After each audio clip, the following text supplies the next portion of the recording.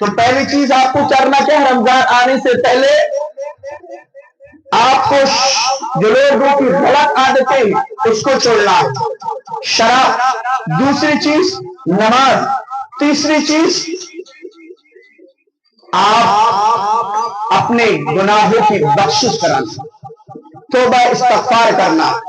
یاد رکھیے نوجوانوں، تیسری چیز کیا ہے؟ آپ اللہ سے توبہ کریں گے۔ اگر آپ غلط کاموں میں پڑے ہوئے ہیں، توبہ نصیب نہیں ہوئی ہے، تو رمضان آنے سے پہلے آپ کیا کریں گے؟ توبہ کریں گے، اللہ سے اپنی بخشش کرائیں گے، مغفرت کرائیں گے۔ اس کے بعد رمضان المبارک کے مہینے میں جب داخل ہوں گے تو صحیح طریقے سے کیا کریں گے؟ آپ اللہ کی عبادت کریں گے۔ چوتھی چیز، آپ کو اپنا وقت چینج کرنا ہے۔ جو وقت آپ کا روٹین جو بنا ہوا ہے، کیونکہ رمضان کا جب مہینہ آئے گا تو ظاہر سی بات ہے کہ آپ کو سحری کے لیے اور وقت میں اٹھنا پڑے گا، نماز 5 وقت کی پڑھنا پڑے گی، جماعت کے ساتھ، تکبیر اولا کے ساتھ۔ ہمارا مسئلہ کیا ہے؟ ہم نماز کو پڑھتے لگنے تکبیر اولا کے میں شامل نہیں ہوتے۔ اس کی بھی فضیلت ہے بھائی، جو شخص تکبیر اولا میں شامل ہوگا، پڑھے گا ہمیشہ، اللہ رب العالمین اس کو بخش دے گا۔ ہم کیا کرتے ہیں؟ نماز پڑھتے ہیں لیکن ہم 1 یا 2 رکعت نکالنے کے بعد تو ہمیں اس پہ غور کرنا ہے، تکبیر اولا میں شامل ہونا۔ چوتھی چیز، پانچویں چیز، اللہ کے نبی جناب محمد رسول اللہ صلی اللہ علیہ وسلم نے فرمایا، اے لوگوں، رمضان کے مہینے آنے سے پہلے قرآنوں کو جو آپ نے اپنی طاقوں میں گھروں میں رکھا ہے، آپ نے قرآنوں پہ جلد چڑھا کے رکھا ہے، اس قرآنوں کو دیکھ لینا کہ آپ نے پہلی بار کب اٹھایا تھا، کب پڑھا تھا۔ ذرا اس قرآن کو بھی کھول کے دیکھ لینا کہ آپ نے آج سے 11 مہینے پہلے اس قرآن کو کھولا تھا، اور کھولنے کے بعد جیسے رمضان کا مہینہ گیا تھا، آپ نے اس قرآن کو دوبارہ قرآن پہ جلد چڑھا کے اپنے گھروں کی طاقوں میں رکھ دیا تھا۔ اے میرے نوجوانوں، اے میرے بھائیوں، ذرا غور کرو کہ ہم نے قرآن کو پہلی باروں کا پڑھا تھا۔ قرآن کی تلاوت کو اپنی زندگی میں نافذ کر لینا۔ امام مالک رحمت اللہ علیہ بڑے پائے کے محدث تھے، محدث، مسجد نبوی کے اندر اپنے شاگردوں کو حدیثیں پڑھایا کرتے تھے، لیکن جب رمضان المبارک کا مہینہ شروع ہوتا تھا، اپنے درسوں کو وہ بند کر دیتے تھے اور قرآن کو پڑھنا چالو کر دیتے تھے، پورے مہینے قرآن کی تلاوت کیا کرتے تھے۔ اے نوجوانوں، قرآن کو اپنی زندگی میں نافذ کر لو، قرآن کو پڑھو۔ وہی قرآن کے بارے میں اللہ کے نبی جناب محمد رسول اللہ صلی اللہ علیہ وسلم نے فرمایا، خیرکم من تعلم القرآن وعلمہ۔ اے نوجوانوں، تم میں سے بہتر وہ ہے جو قرآن کو سیکھے اور سکھائے۔ اور اس قرآن کے بارے میں اللہ نے فرمایا، اے لوگوں، دنیا کے اندر بہت سارے صحیفے آئے، کتابیں آئی، توریت آئی، انجیل آئی، زبور آئی، جتنی بھی کتابیں آئی ساری کی ساری کتابوں میں چینجنگ ہو گئی، تحریف کر دی گئی، لیکن قرآن ایک ایسی کتاب ہے جس کے اندر کوئی تحریف نہیں ہوئی، کوئی چینجنگ نہیں ہوئی۔ اللہ فرماتا ہے، اِنَّا نَحْنُ نَزَّلْنَا الذِّكْرَ وَإِنَّا لَهُ لَحَافِظُونَ۔ اے لوگوں، قرآن کو میں ہی نازل کرنے والا ہوں اور ہم ہی نے اس قرآن کی ذمہ داری لی ہے۔ اے لوگوں، اگر تم دنیا کے تمام جو قرآن لکھے ہوئے ہیں آپ جلانا چاہو جلا دو گے، لیکن اللہ نے وہ ٹیکنیک اور وہ چیز پیدا کر رکھی ہے کہ ایک معصوم سے بچے کے دل میں، اس سینے میں قرآن کو محفوظ کر دیا ہے۔ تو پانچویں چیز کیا ہے؟ آپ کو قرآن کی تلاوت اپنے روٹین میں شامل کرنا رمضان المبارک کے چھٹی چیز کے بارے میں. چھٹی چیز کیا ہے؟ یہ جو نوجوان بیٹھے ہوئے ہیں اور جو بزرگان ہیں، میں ان سے اپیل کرتا ہوں کہ اسلام کی جو بنیاد ہے کتنی چیزوں پر قائم ہے. میرے خیال سے سارے لوگ جانتے ہوں الا ماشاءاللہ جو نہ جانتا ہو، 5 چیزوں پر ٹکی ہوئی ہے. اور اس کا تیسرا جو رکن ہے وہ کیا ہے؟ وہ زکوٰۃ ہے. کیا ہے؟ زکوٰۃ ہے. اور اب یہ سوچئے کہ زکوٰۃ کیا ہے؟ ہم اپنے مال میں سے زکوٰۃ نکالتے ہیں کہ نہیں نکالتے ہیں؟ اس کالم کو ختم کر دیا ہے. جو 5 ارکان ہے اس رکن کو، زکوٰۃ کے رکن کو ہم نے بارے صاف کر دیا ہے. اور اس کے بارے میں اللہ رب العالمین فرماتا ہے والذین ینکثون الذهب والفضة ولا ينفقونها فی سبیل اللہ فبشرهم بعذاب الیم. اے لوگوں سنو، جو اپنے مال کو جمع کر کر کے رکھتے ہیں، تہ بنا بنا کے رکھتے ہیں، تجوریوں میں دبا دبا کے رکھتے ہیں، کل قیامت کے دن اللہ رب العالمین دے فرمایا دردناک عذاب ہے. وَلَا يَنْفِقُونَهَا فِي سَبِيلِ اللَّهِ، اللہ کے راستے میں خرچ نہیں کرتے ہیں. فرمایا ان کو خوشخبری سنا دیجئے کہ اللہ نے ان کے لیے دردناک عذاب تیار کر رکھا ہے. زکوٰۃ سنا ہے، ہم اپنے پورے مال کی زکوٰۃ نہیں نکالتے. یاد رکھو رمضان سے پہلے یہ دیکھ لو، آپ کا بینک بیلنس دیکھو، وہ مال آپ کا گندا ہے. اگر اس میں سے زکوٰۃ نہیں نکلتی ہے تو سمجھ لیجیے وہ مال پاک نہیں ہے، ناپاک مال ہے. پاک کب ہوگا؟ جب آپ اس میں سے زکوٰۃ نکالیں گے. اور یاد رکھیں آپ کا کم نہیں ہوگا، وہ مال بڑھوتری ہوگی. 1 روپے دیں، 7 روپے کمائے، 70 کمائے، 700 کمائے. ہے کوئی اسکیم؟ ابھی آپ کسی کے دے دیں 1 روپیہ، کون دے گا آپ کو؟ نہیں دے گا. اور اللہ کہتا ہے یار 1 خرچ کریں 7 دیں گے، 7 70 دیں گے.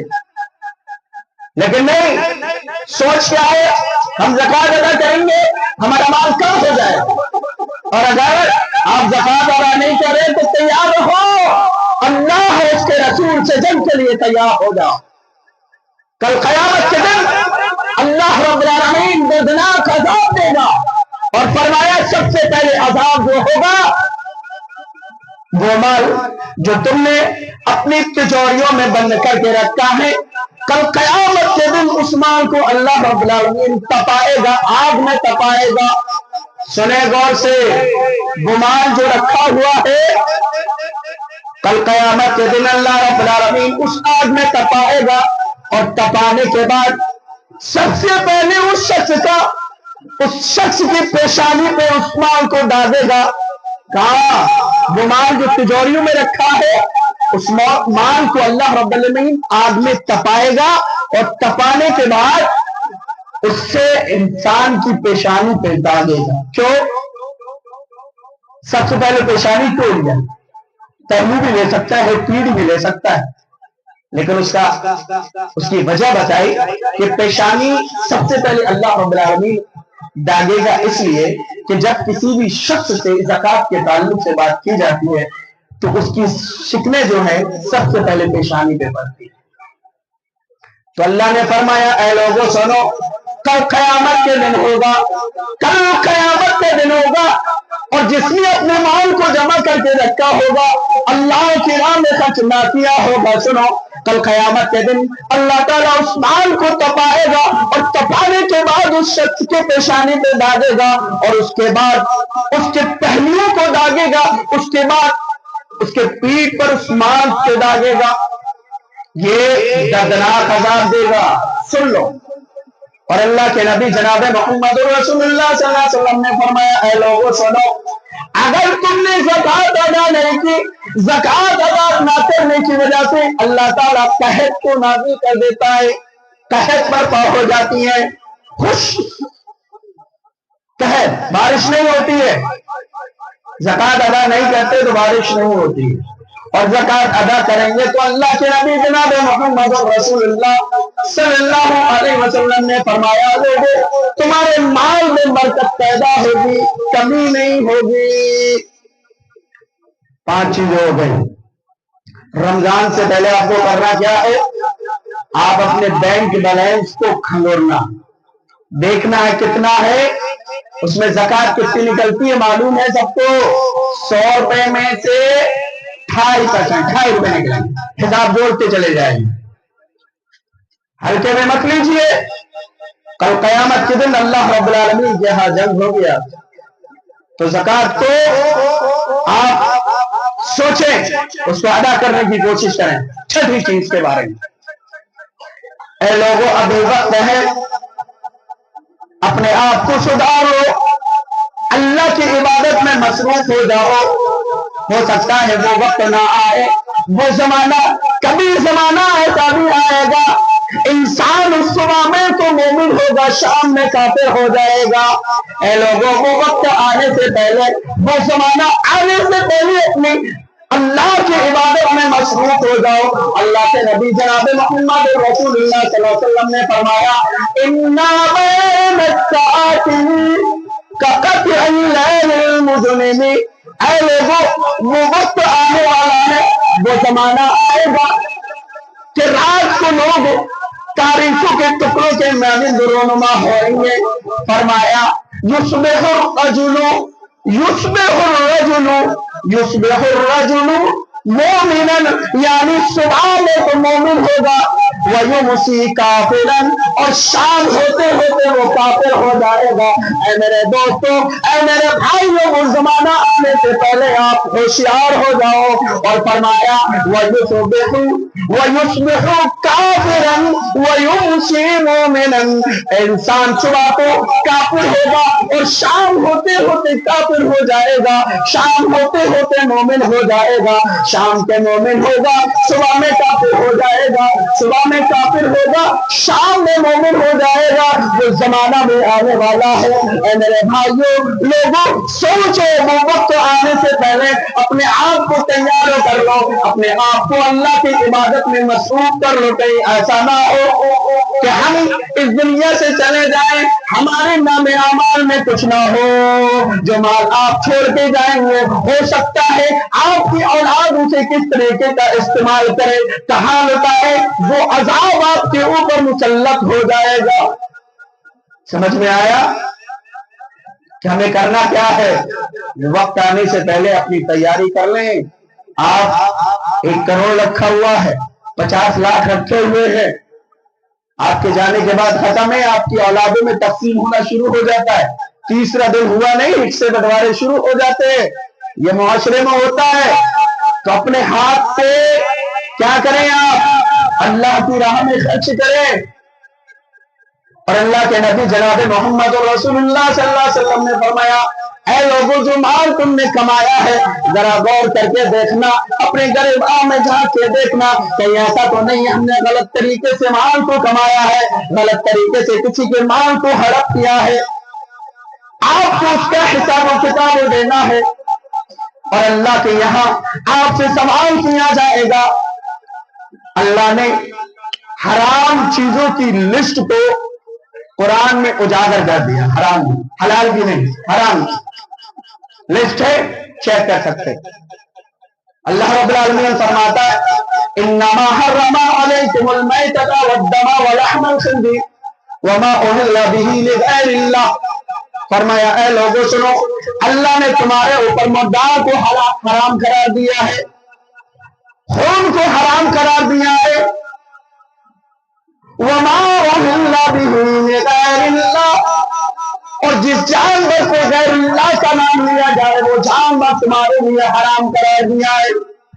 اے لوگوں سنو، اگر تم کسی غیر اللہ کے نام سے کوئی کام کرتے ہو باز آ جاؤ، کل قیامت کے دن تم سے بھی حساب و کتاب لینے والا ہے۔ اللہ نے تمہاری پیدائش کی ہے، ایک اللہ کی آپ کو پوجا کرنا ہے۔ ابھی بھی توبہ کر لینا رمضان کے مہینے سے آنے سے پہلے پہلے۔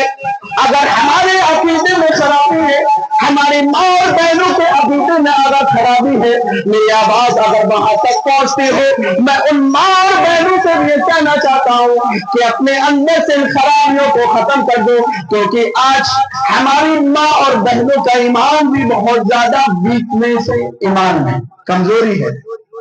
اگر مثال کے طور پہ مانگنے والا آ جائے اور اس نے یہ کہہ دیا 50 روپے دینا ہے اور اگلی سال آپ کے گھروں میں 4 ویلر چلے گی، تو وہ بھائی 50 روپے سے کم نہیں لیں گے۔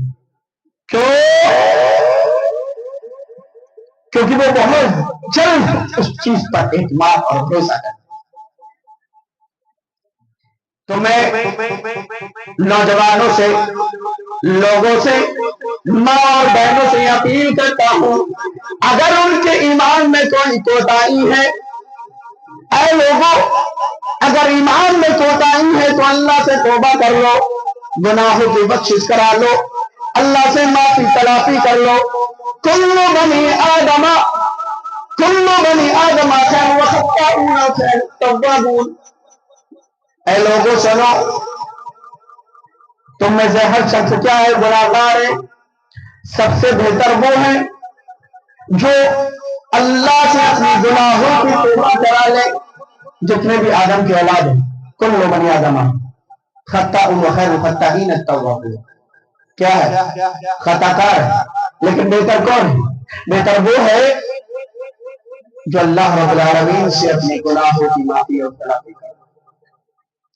اللہ کے نزدیک ہے لوگوں، خراب پتی زیادہ امپورٹنٹ نہیں ہے، لکھ پتی کوئی معنی نہیں رکھتا ہے، بادشاہ کوئی معنی نہیں رکھتا ہے، حکمراں کوئی معنی نہیں رکھتا ہے۔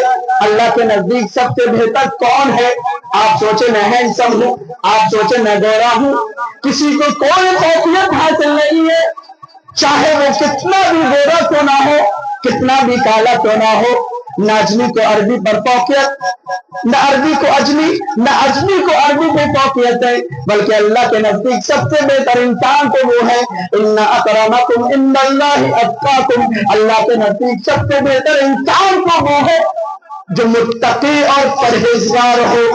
کون ہو؟ متقی اور پرہیزگار۔ متقی اور پرہیزگار کیا ہے؟ متقی وہ ہے جس کے دل میں اللہ کا خوف ہو۔ کیا ہو؟ اللہ کا خوف ہو۔ اگر آپ کسی غلط راستے پہ جا رہے ہیں، آپ کا یہ رجحان ہے میں فلاں غلط کام کروں گا، فلاں کی زمین ہڑپوں گا، فلاں کا مال ہڑپوں گا، فلاں کے ساتھ غلط رویے سے پیش آؤں گا، آپ کے ذہن میں یہ چیز آ جاتی ہے کہ اللہ مجھے دیکھ لے گا، اللہ مجھے دیکھ رہا ہے، کل قیامت کے دن اللہ مجھ سے سوال کرے گا، کیا میں اللہ کو جواب دوں گا؟ اے لوگوں، اگر یہ خوف اس کے ذہن میں، اس کے دل میں یہ بیٹھ گیا، غلط کام کرتے ہوئے، آج اگر ہم موبائلوں کو غلط استعمال کر رہے ہیں، اگر آپ کے ذہن میں یہ کہ اللہ مجھے دیکھ رہا ہے، اس کی وجہ سے آپ نے ختم کر دیا۔ اگر خوف اللہ کا ہے تو سمجھ لیجیے آپ متقی ہیں۔ تو آپ اپنے ذہن، اپنے دماغ، ہر چیز کو آپ کو درست رکھنے کے ساتھ ساتھ اللہ کا خوف اپنے ذہن میں رکھنا ضروری ہے، تب جا کے آپ متقی۔ اللہ کے نبی جناب محمد رسول اللہ صلی اللہ علیہ وسلم نے فرمایا، ساتویں چیز کے تعلق کیا ہے؟ مال، متاع۔ آپ کے یہ دھوکہ کیا ہے؟ یہ دھوکہ ہے۔ خود اللہ کے نبی جناب محمد رسول اللہ صلی اللہ علیہ وسلم کے ذریعہ سے اللہ رب العالمین نے قرآن میں فرمایا، انما اموالکم ولا اولادکم فتنہ۔ اے لوگوں، جس مال کے پیچھے تم بھاگتے ہو، जिस औलाद के पीछे तुम भागते हो, जो माल आपको रास आता है, जिस माल के जरिया से आप अपनी पॉकेटें भरते हो, जिस माल को कमाने में पूरी जिंदगी गुजार देते हो, जिस माल को कमाने में आपने हलाल और हराम की परवाह बना की है, वो माल कमा रहे हो, उस माल के बारे में फरमाया वो माल तुम्हारे लिए धोखा है। वो औलाद जिसके लिए तुम तरह तरह की ठोकरें खा रहे हो, माल तो कमा रहे हो, पता नहीं कहां से लेके आए हो, किस तरीके से कमा रहे हो अपनी औलाद के लिए। उस औलाद के बारे में भी फरमाया वो औलाद तुम्हारे लिए धोखा है। क्योंकि अल्लाह के नबी जनाब मोहम्मद रसूलुल्लाह सल्लल्लाहु अलैहि वसल्लम मिंबर रसूल पर खुतबा दे रहे हैं। इत्तिफाक से आपके दोनों नवासे हजरत हसन हुसैन आते हैं, लाल रंग की कमीज पहने हुए हैं। सुने, आज हमारे यहाँ अगर कोई भी मौलवी मौलाना खुतबा देते वक्त अगर नीचे उतर गया, किसी बच्चे को हाथ में ले लिया या नमाज के वक्त, तो हमारी देखो बड़ी खराब हो जाती है। मौलाना खेल रहे नमाज पढ़ाने, अल्लाह के नबी को देखो, अल्लाह के नबी जनाब मोहम्मद रसूलुल्लाह सल्लल्लाहु अलैहि वसल्लम आप मेरे रसूल पर खुतबा दे रहे हैं। आप देखते क्या है कि सामने से हजरत हसन हुसैन आ रहे हैं, लाल रंग की कमीज पहने हुए, आपसे रहा नहीं गया, आप अपने उस मिंबर से उतरे और 2 या 3 मिनट के लिए आप खामोश होकर आपने अपने दोनों नवासों को लिया बोसा देने लगे। इसलिए आपने फरमाया, ऐ लोगों, इन्नमा अमवालुकुम वला औलादुकुमुल फितना, ऐ लोगों, तुम्हारे लिए तुम्हारा माल, तुम्हारी औलादों फितना है, धोखा है और कुछ नहीं है। ऐ लोगों, माल को कमाओ, कमाने से मना नहीं है, लेकिन आपको हलाल और हराम की तमीज किए हुए माल को कमाओ। कहीं ऐसा ना हो कल कयामत के दिन अल्लाह के यहाँ तुम्हें हिसाबो किताब देना पड़े। सवाल आपको होगा, आपकी औलाद अब उस माल को कहाँ जाए कर रही है, कमा के आप रखते, किस तरीके से कमाया है, खून पसीने की कमाई हलाल या हराम तरीके से कमाई है पता नहीं, लेकिन आपके जाने के बाद कब्र में सवाल और जवाब आपसे भी होंगे और मैदान हश्र में अल्लाह ताला माल के वजह से उस माल के ताल्लुक से सवाल करेगा। यहाँ औलाद उड़ा रही, तो हमें सोचना है। तो अगर हमारा माल गलत तरीके से हमने कमाया, तो रमजान आने से पहले पहले क्या है, तौबा करना है, उस चीज से बाज आ जाना है, वरना अल्लाह के यहाँ वो माल जो आपने कमाया है गलत तरीके से, आपकी इबादतें कबूल नहीं होंगी। आप सोचते हो इबादत कबूल नहीं होंगी क्योंकि वो माल जो है वो ठीक नहीं है जिसकी वजह से आपकी इबादत कबूल नहीं। सातवीं चीज के ताल्लुक से अल्लाह के नबी जनाब मोहम्मद रसूलुल्लाह सल्लल्लाहु अलैहि वसल्लम ने फरमाया, ऐ लोगों, रमजान आ रहा है, रोजे के लिए आप पुख्ता इरादा करें, हम रोजे रखेंगे। हम में से कितने सारे लोग हैं, अल्लाह की कसम मुझे यहाँ 6-7 सालों के समथिंग हो गए और मैं देखता हूँ हमारे नौजवान रोजों से बहुत पीछे हैं, रोजे नहीं रखते हैं। हमारे बुजुर्ग हजरात भी रोजे रखने से कासिर हैं। मस्जिद में जब देखता हूं क्योंकि सबका मामला ये है, किसी एक का नहीं है। पूछा रोजा नहीं मौली साहब, हमसे रोजा रखे नहीं जाता, बर्दाश्त नहीं होती प्यास। प्यास को बर्दाश्त ही का नाम क्या है? अगर प्यास नहीं लगेगी तो रोजा किसका? तो ये हमें अज़्म मुसम्मम करना है कि रोजा रखना है किसी भी हालत में, क्योंकि अगर रोजा नहीं रखेंगे رمضان میں ہم کھائیں گے، کل قیامت کے دن اللہ رب العالمین کے ہاں آپ کو عذاب ملے گا، آپ کے گل چیرے جائیں گے کھاتے وقت جو لوگ رمضانوں میں کھاتے رہیں گے۔ تو رمضان آنے سے پہلے یہ ہمیں ارادہ کرنا ہے، اللہ رب العالمین ہم سے آج سے پہلے ہم نے روزہ نہیں رکھا، مثال کے طور کہ توبہ کریں کہ اس رمضان میں انشاءاللہ تعالی کیا کریں گے، ہمیں روزہ رکھنا ہے، کیونکہ اللہ رب العالمین فرماتا ہے جتنے بھی اعمال سارے کے سارے اعمالوں کا جو بدلہ میں فرشتوں کے ذریعہ سے، لیکن روزہ ایک ایسی واحد ایسا عمل ہے جس کا صلہ میں خود اپنے ہاتھ سے دیں۔ تو ارادہ کیا کریں گے، رمضان کے روزے رکھنے کا۔ اللہ نے جسم دیا ہے، ہٹا کٹا دیا، ہم رکھ سکتے ہیں، کوشش کریں تو کرنا کیا ہے، انشاءاللہ تعالی ہم کیا رکھیں گے، روزے رکھیں گے۔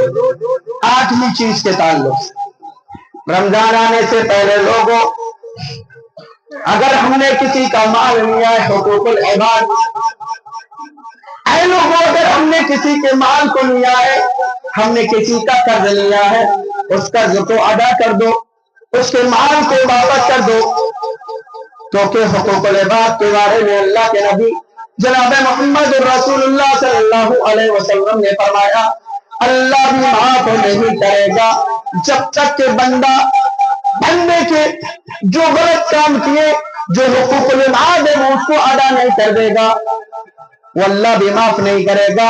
اے لوگوں حقوق العباد کو ادا کرنے کی کوشش کرنا، رمضان المبارک کے مہینے سے آنے سے پہلے کیا کرنا ہے، حقوق العباد، کسی کا مال لیا ہے، کسی کا پیسہ لیا ہے، اس چیز کو ادا کرنا۔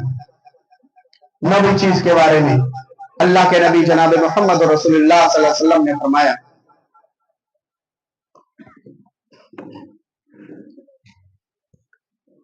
رمضان المبارک کے مہینے آنے سے پہلے ہمیں صدقہ و خیرات کی طرف ایک قدم کو بڑھانا ہے۔ کیا کرنا ہے، صدقہ و خیرات۔ اذا مات الانسان انقطع عمله الا من ثلاث او صدقة جارية او علم ينتفع به او ولد صالح يدعو له۔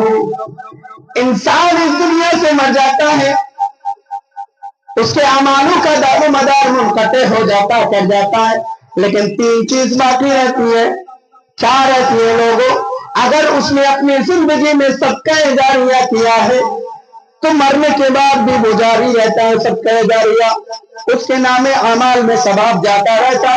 جیسے کہ اگر کسی نے مسجد میں کوئی کام کیا ہے، لوگ اس سے فائدہ اٹھا رہے ہیں، یا کسی محلے میں جا کے ثمر لگائے ہوئے لوگ اس سے پانی اگر پی رہے ہیں، اللہ کی قسم آپ اس دنیا سے جانے کے بعد بھی آپ کے اکاؤنٹ چالو رہے گا۔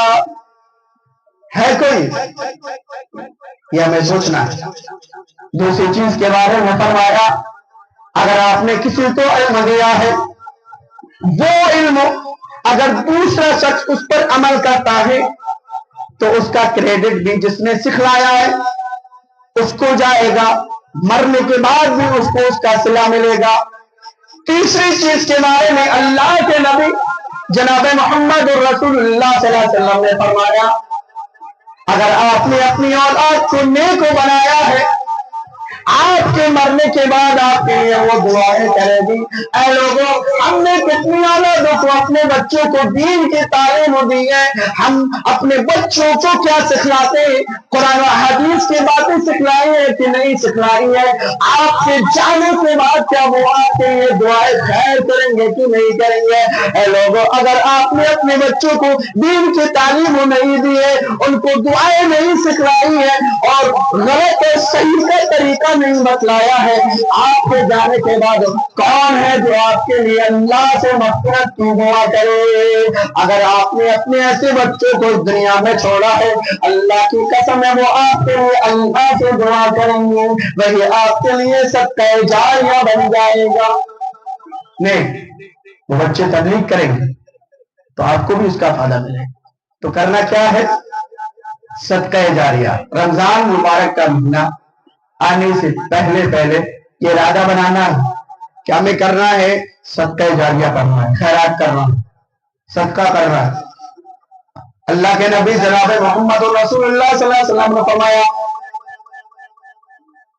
اللہ رب العالمین اپنے قرآن مجید میں فرماتا ہے لن تنالوا البر حتى تنفقوا مما تحبون وما تنفقوا من شيء فإن الله به عليم۔ اے لوگوں، تم نیکی کو ہرگز نہیں پا سکتے جب تک کہ تمہارے نزدیک سب سے پیاری چیز کو اللہ کی راہ میں قربان نہ کر دو، اللہ کی راہ میں دینا دو۔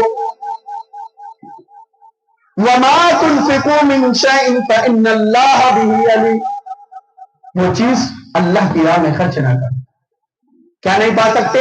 نیکی کو نہیں پا سکتے، جو آپ کے نزدیک سب سے پیاری چیز، وہ اگر اللہ کی راہ میں آپ دیں گے تبھی آپ نیکی کو پا سکتے ہیں۔ حضرت ابو طلحہ رضی اللہ تعالی عنہ مدینہ میں سب سے بڑے مالدار تھے، ان کا باغ تھا، اور کہتے ہیں جب قرآن کی یہ آیت نازل ہوئی لن تنالوا البر حتى تنفقوا مما تحبون وما تنفقوا من شيء فإن الله به عليم۔ یہ آیت نازل ہوئی، حضرت ابو طلحہ رضی اللہ تعالیٰ عنہ اللہ کے نبی جناب محمد رسول اللہ صلی اللہ علیہ وسلم کے پاس گئے اور کہتے ہیں اللہ کے رسول، قرآن کی آیت نازل ہوئی ہے اور اللہ رب العالمین اس میں فرماتا ہے کہ تم بھلائی کو نیکی کو اس وقت تک نہیں پا سکتے جب تک کہ تمہارے نزدیک سب سے محبوب چیز کو اللہ کی راہ میں خرچ نہ کر دینا۔ اے اللہ کے رسول، میرے پاس ایک باغ ہے، وہ باغ ابو طلحہ رضی اللہ تعالیٰ عنہ کا مسجد نبوی کے سامنے تھا، جس میں اللہ کے نبی جناب محمد رسول اللہ صلی اللہ علیہ وسلم پانی نوش کے لیے جایا کرتے تھے۔ اللہ کے نبی کے پاس ہے، اللہ کے نبی میرے نزدیک سب سے زیادہ محبوب میرا یہ باغ ہے، میں چاہتا ہوں اللہ کے نبی میں اس باغ کو اللہ کے راہ میں خرچ کرنا چاہتا ہوں۔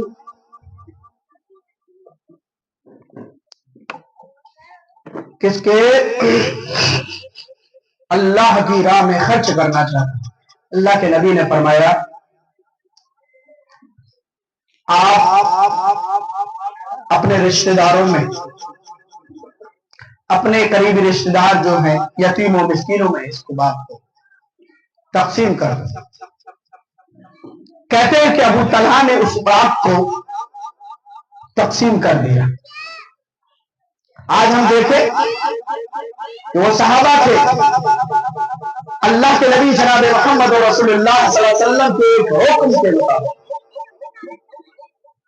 اپنے مال، اپنی دولت کو اللہ کی راہ میں خرچ کرنے کے لیے ہم وقت تیار ہیں۔